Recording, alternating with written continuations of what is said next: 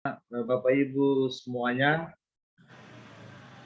saudara-saudari semua yang sudah hadir bersama malam hari ini. Selamat malam dan salam kenal, salam jumpa untuk kita semua. Yang sudah pernah kenal dan bertemu, halo, jumpa lagi. Yang belum pernah kenal apalagi bertemu, salam kenal malam hari ini. Saya supaya dalam perjalanan diskusi sebentar, sharing sebentar, kita saling kenal, saling menyapa. Saya Pastor Jose Herman Bataona, CMF. Tadi itu ada Ibu tadi menyebut ada memang Bataona itu agak susah sebutnya ya Bu ya. Itu paham orang timur seperti itu, agak sulit sedikit. Saya dari Kongregasi Misionaris Claretian CMF, dulu sempat bertugas sebagai pastor mahasiswa, kurang lebih 5 tahun saya di Jakarta. Ini ada sahabat saya di sini, ada Pak Kusnen dan keluarga. Sekarang saya kurang lebih baru 2 bulan ada di Timur Leste, menerima tugas yang baru sebagai misionaris di sebuah paroki kami di Timur Leste, wilayah Keuskupan Maliana.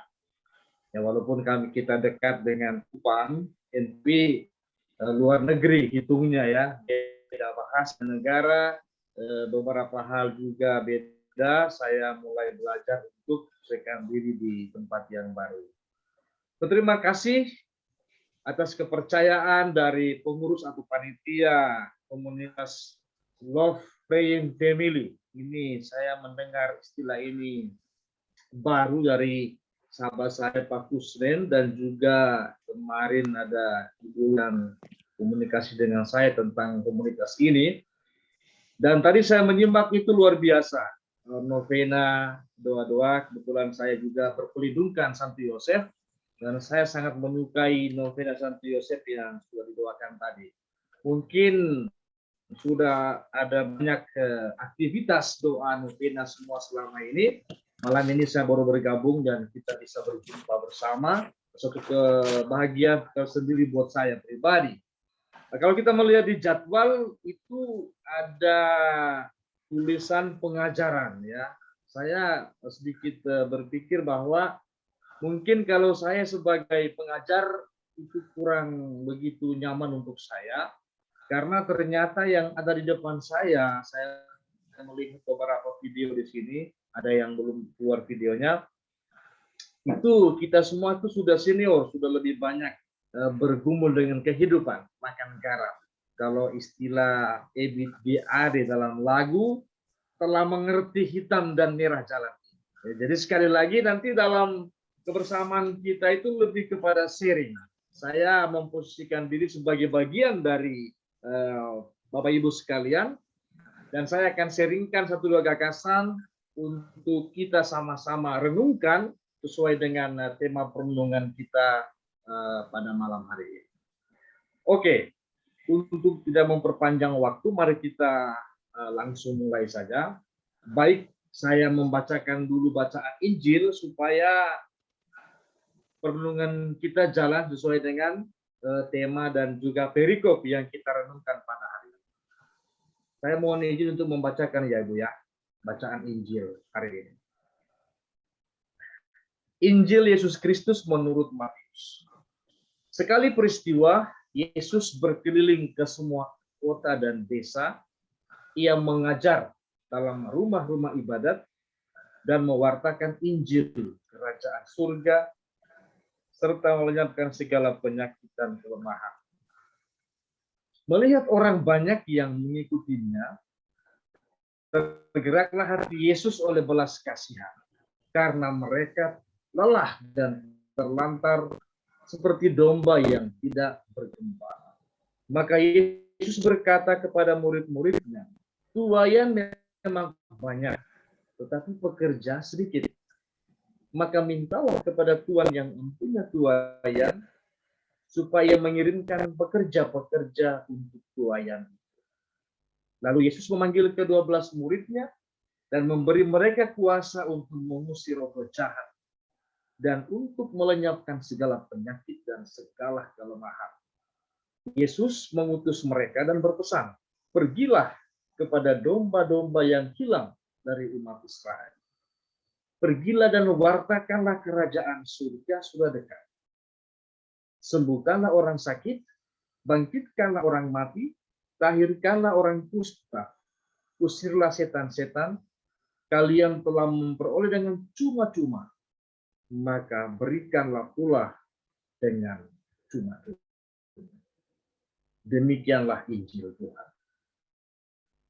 Bapak, Ibu, saudara-saudari sekalian yang terkasih, tema yang kita renungkan bersama pada malam hari ini adalah Advent, menerima dan memberi dengan sukacita.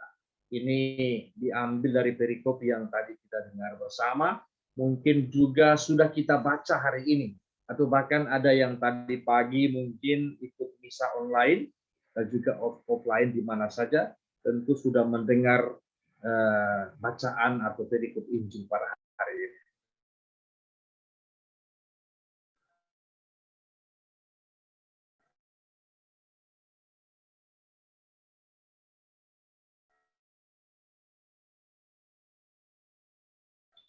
Sekali lagi kita akan bermenung bersama yang saat ini sedang kita jalan.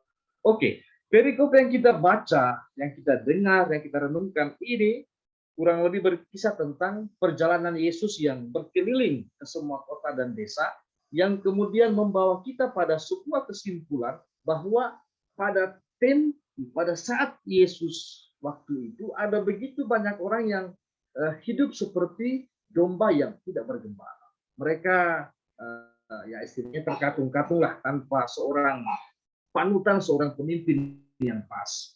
Nah, hal itu, situasi itulah yang kemudian mendorong Yesus sehingga ia merasa tergerak hati.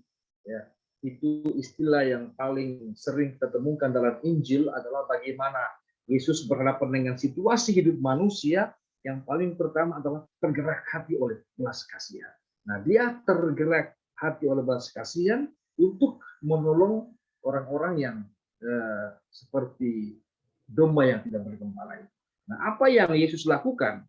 Dari sini kita bisa melihat yang pertama adalah dia memanggil 12 orang untuk menjadi muridnya. Dan mereka itu kemudian mendapat gelar rasul. Rasul itu artinya diutus ya. Bandingkan ayat 1 sampai dengan 4 di perikop tadi. Tidak sekedar dipanggil, tetapi ada transformasi di sana. Ada seluruh perubahan dari panggilan yang diutus. Kedua, yang telah dia panggil itu untuk memberitakan bahwa kerajaan Allah itu sudah dekat. Nah, ke-12 rasul itu lalu pergi sesuai dengan perintah Yesus untuk menyatakan pertolongan Allah bagi orang banyak, bagi umat manusia. Yesus mengutus mereka ayat penguat, ayat yang katakanlah memberi kita semangat bagi para misionaris, bagi kami, bagi para pelayan Tuhan, ya kita semua lah. Seringkali kita menggunakan ayat ini. Pergilah kepada domba-domba yang hilang dari umat Israel. Pergilah dan wartakanlah kerajaan surga sudah dekat. Sembuhkanlah orang sakit, bangkitkanlah orang mati, tahirkanlah orang kusta, usirlah setan-setan. Kalian telah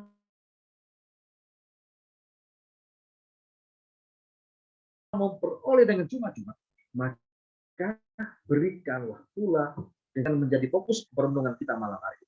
Nah, menerima, memperoleh dengan cuma-cuma, maka harus diberikan juga dengan cuma-cuma. Kita sudah terima dengan cuma-cuma, maka kita juga diminta untuk memberi dengan cuma-cuma. Dalam tema kita, memberi dengan sukacita. Oke, apa maksud dari memberi, menerima dan memberi dengan sukacita? Mungkin kita berpikir, apa artinya itu, memberi dengan sukacita? Sesaat atau pergumulan hebat di saat kita mau memberi sesuatu, ya. Apalagi sesuatu yang ingin kita berikan itu mungkin hanya tinggal itu saja yang kita miliki. Atau hanya barang itu yang paling kita suka yang terpaksa harus kita berikan. Kita masih ada pergumulan dalam hati dan batin kita. Nah, beberapa waktu yang lalu, belum lama ini saya melihat sebuah postingan di Instagram, ada seorang anggota DPR di Bali, Denpasar, seorang ibu, dia memposting sebuah video dengan judul videonya seperti ini: memberi uang ke manusia silver, 3 warga Yogyakarta dikenakan denda. Nah, si pemilik akun itu membuat captionnya seperti ini: bagaimana pendapat bro dan sis? Apakah setuju yang memberi sedekah juga mendapatkan sanksi? Ya, itu pertanyaan dari orang yang pemilik akun itu, ya. Dan ada banyak komentar di dalam postingan itu. Nah, saya merasa tidak penting juga sebenarnya, tapi saya mencoba untuk memberikan komentar saya di kolom dari antara sekian banyak komentar. Saya katakan seperti ini: tergantung dari sisi mana kita melihat tindakan memberi, ya. Kalau saya pribadi sering memberi sedekah 1-2 ribu barangkali, ya, karena hati saya tidak tega melihat mereka, ya, entah itu pengemis tua renta, manusia silver, para pemulung di pinggir jalan. Itu kadang-kadang saya memberi 1.000-2.000 yang saya.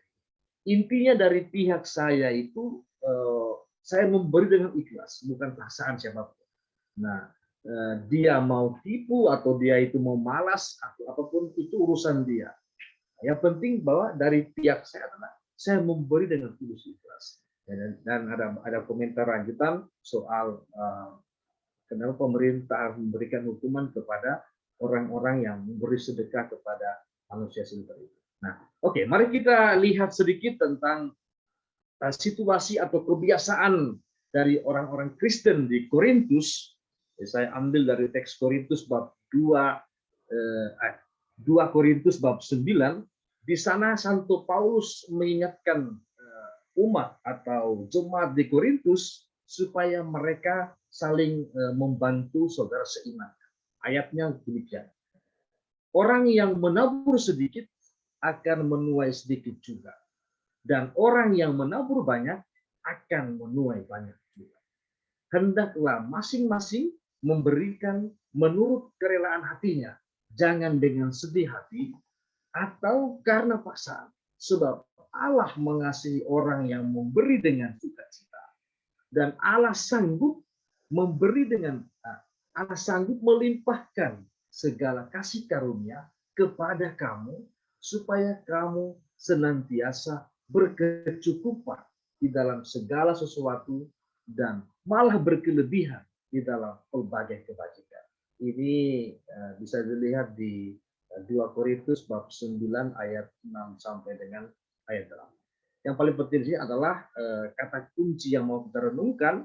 Yang pertama, memberi dengan sukacita, dan yang kedua, Allah melimpahkan segala kasih-Nya kepada kita, bahkan melimpahkan dengan kecukupan, bahkan berlebihan. Ya. Ini yang mau kita renungkan. Kata sukacita dalam ayat di atas, ayat tadi itu, dalam bahasa Yunani disebut hilaros. Hilaros itu artinya ceria atau gembira. Jadi kalau kita memberikan sesuatu dengan muka asal, dengan muka yang tidak gembira, tidak ceria, itu bukan memberi dengan sukacita. Ya.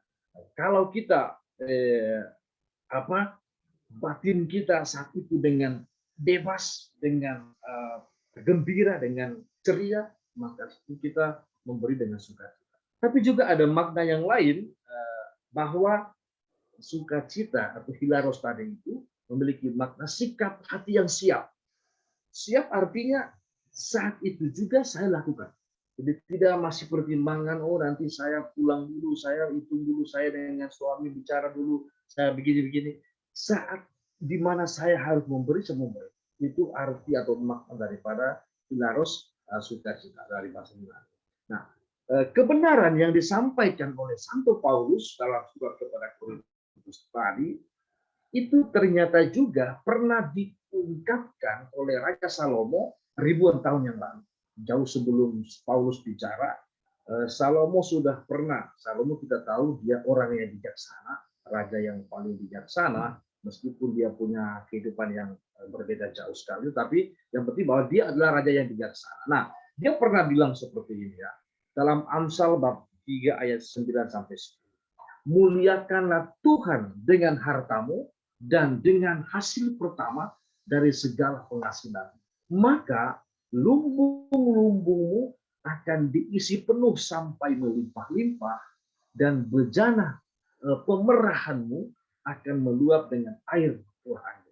Ini sebut kalau kita melihat bahasa Salomo dengan bahasa Paulus itu ya kurang lebih punya makna yang sama, mirip-mirip lah. Bahwa kalau kita muliakan Tuhan dengan harta, kita memberi, kita dengan segala macam cara kita kasih kepada Tuhan dengan cara memberi kepada sesama, maka lumbung kita apa itu istilahnya ya gudang kita, tempat kita menyimpan halal yang kita miliki itu dengan sendirinya akan terisi penuh, bahkan melimpah dan meluap-luap. Nah, ini menarik kalau kita renungkan makna dari sebuah kerelaan hati untuk memberi. Nah, dari sini kita bisa melihat bahwa apapun pemberian kita tidak bisa melampaui pemberian Allah Sang Pencipta sebagai pemberi utama seluruh keberadaan hidup kita. Nah, kalau kita memberi sedikit, kita sudah merasa bahwa kita ini luar biasa.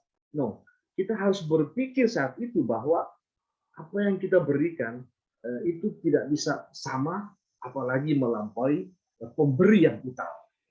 Karena kalau kita hitung dalam dua bahasa Paulus dan Salomo tadi, bahwa kita boleh berikan sedikit, tapi yang memberikan limpah-limpah itu adalah Allah sendiri. Nah, semakin banyak yang kita berikan bagi pelayanan Tuhan, semakin banyak juga yang kita peroleh, yang kita dapatkan. Itu pesan atau refleksi lebih lanjut dari ungkapan Salomo dan Paulus.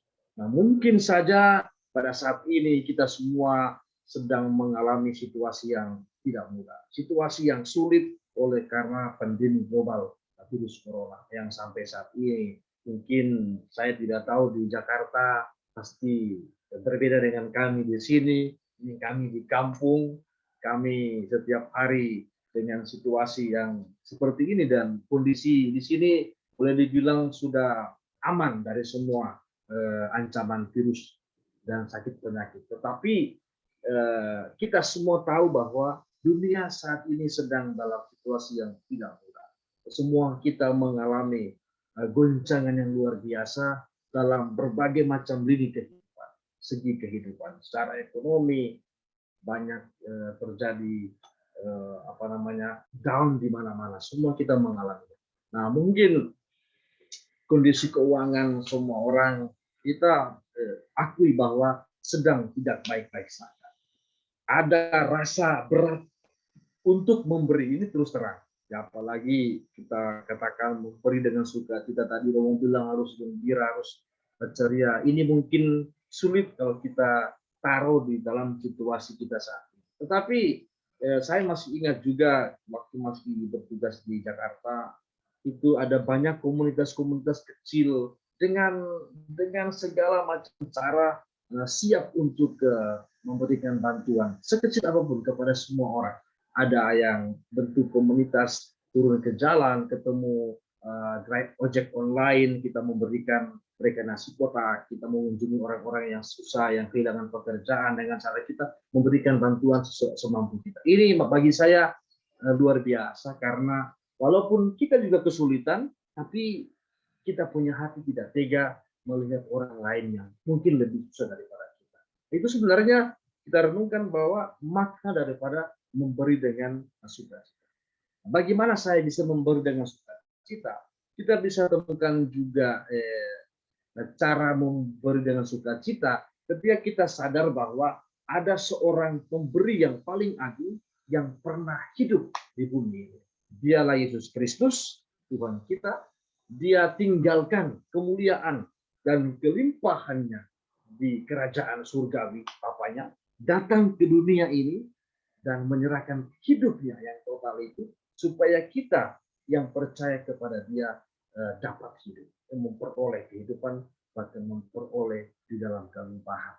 Ada beberapa hal yang kiranya bisa membantu kita untuk memberi sesuatu dengan sikap yang benar, yang dianjurkan bagi kita para pengikut Yesus. Yang pertama, ketika kita memberi, kita harus selalu ingat dari mana sumber sesuatu yang kita dapatkan.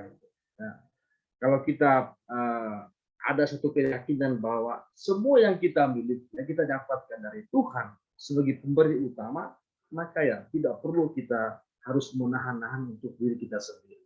Ada yang sulit memberi, dia menumpuk-numpuk barang, menumpuk-numpuk uang sendiri, karena dia lupa bahwa sumber dia mendapatkan itu dari mana.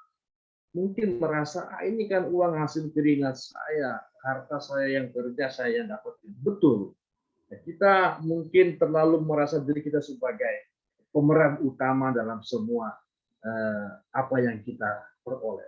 Tapi kita harus ingat bahwa sumber daripada semua itu kita dapatkan dari Tuhan sendiri. Maka sekali lagi hati kita tidak perlu terlalu tertutup untuk menahan apapun yang kita miliki, kita tumpuk untuk diri kita sendiri. Dan yang kedua, setiap kali kita memberi, kita selalu ingat apa yang kita punya. Kita sudah memperoleh kemenangan dan keselamatan untuk selama-lamanya karena pemberian diri Tuhan sendiri. Jadi apa yang kita berikan itu tidak sebanding dengan apa yang kita terima karena pengorbanan Yesus sendiri. Karena itu selalu kita ingat bahwa kita sudah diselamatkan, kita mendapatkan pemberian yang istimewa, maka hati kita, tangan kita sebaiknya atau seharusnya tidak berat untuk memberikan kepada orang-orang yang ada di sekitar kita. Yang berikut, kita selalu ingat juga untuk apa kita memakai sesuatu. Ya, Paulus dia mengumpulkan uang untuk tujuan kepentingan orang-orang percaya yang miskin di Yerusalem. Kita selalu mengingat itu, tujuan kita pakai, tujuan kita beri itu untuk apa. Kalau untuk kepentingan atau kehidupan orang-orang yang lain, maka saya kira itu adalah pemberian yang mulia. Dan kita selalu ingat akan janji Tuhan kepada semua orang yang setia memberi. Ada orang yang saya melihat sendiri, dia selalu ada prioritas.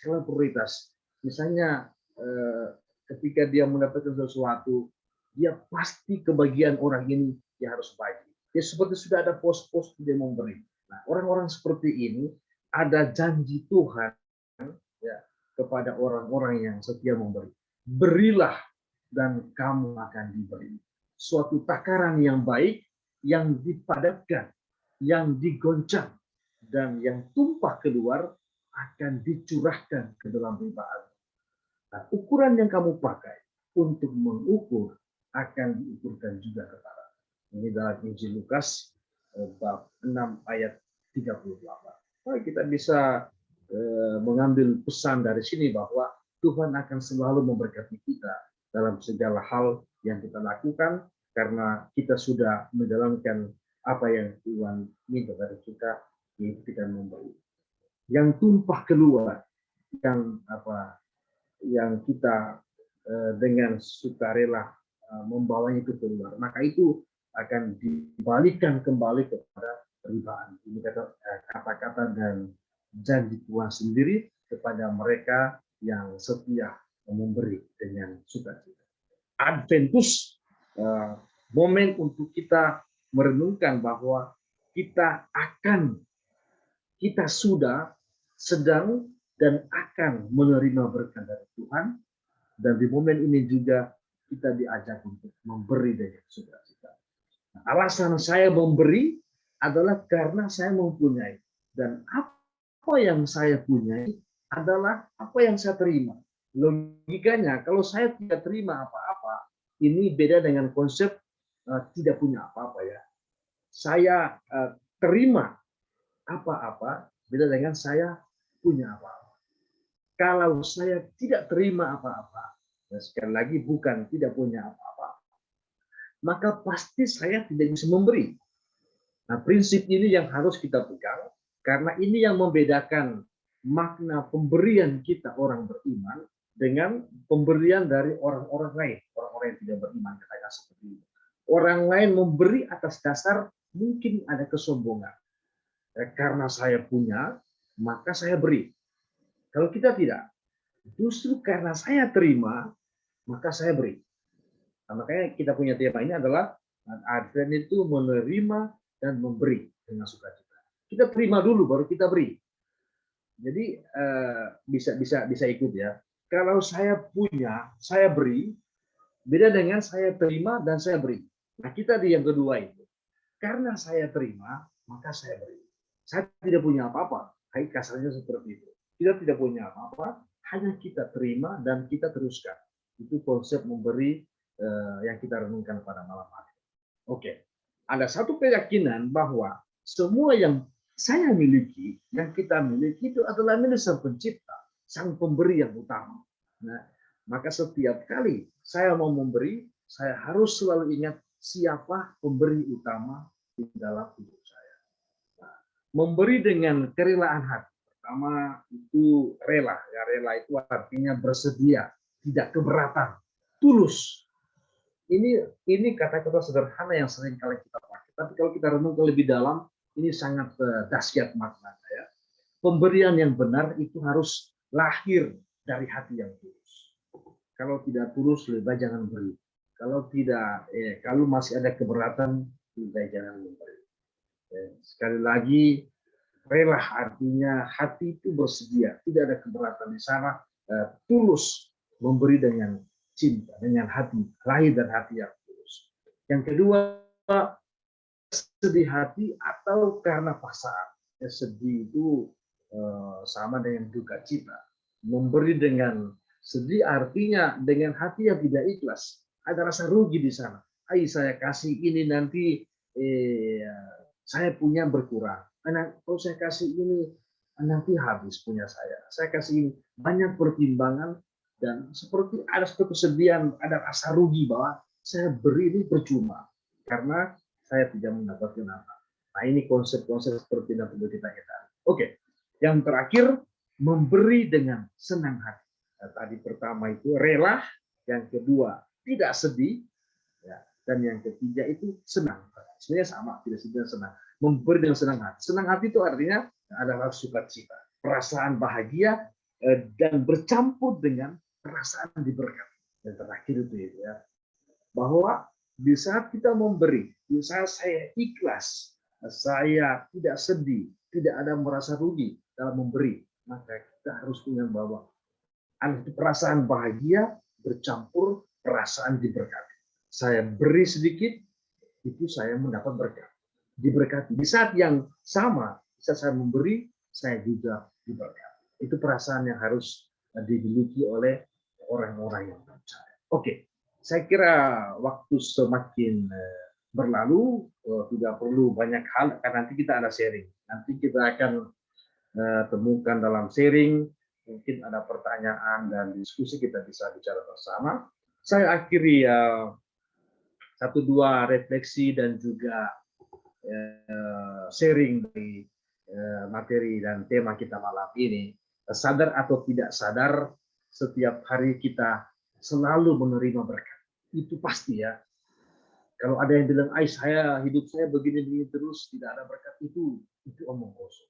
Harus sadar itu ya. Setiap hari kita terima. Itu berkat yang kita tidak pernah terbayarkan oleh apapun. Ada begitu banyak berkat yang kita terima yang kadang-kadang tidak kita sadar. Dari bangun tidur sampai pergi tidur lagi. Nah, itu semua bukan milik kita. Tuhan adalah pemilik dari semuanya. Nafas hidup, macam-macam indera yang lengkap, ya, yang kita miliki, yang membuat kita bisa melakukan ini dan itu. Semua kita diciptakan sempurna istimewa. Nah, termasuk semua hasil kerja hasil jerih payah kita. Dalam kacamata iman itu semua semata-mata karena kasih dan kebaikan Tuhan. Bukan semata-mata karena perjuangan atau usaha kita sendiri.